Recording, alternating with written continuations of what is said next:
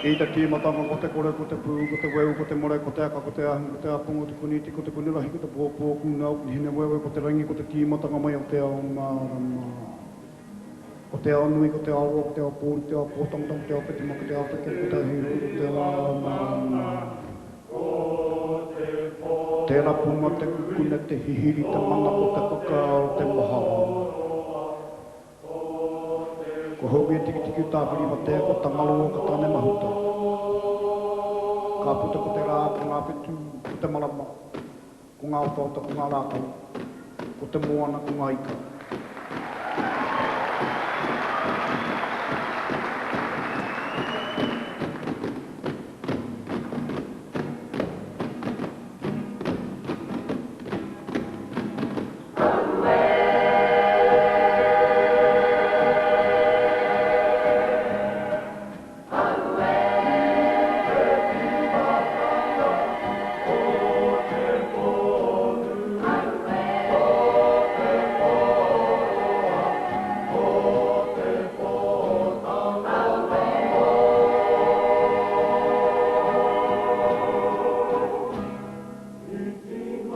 Beginning was te kore, nothing. There was nothing. Then came te pō, the night, the long night, the great night, the cold night.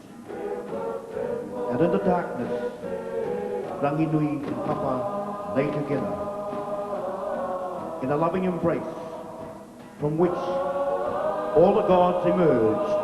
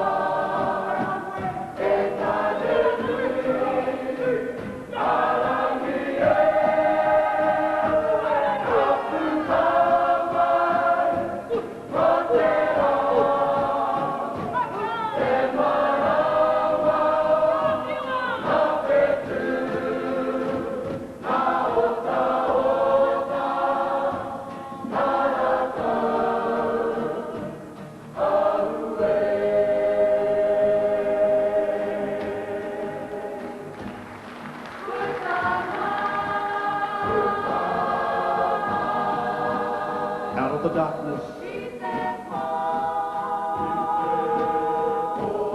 emerged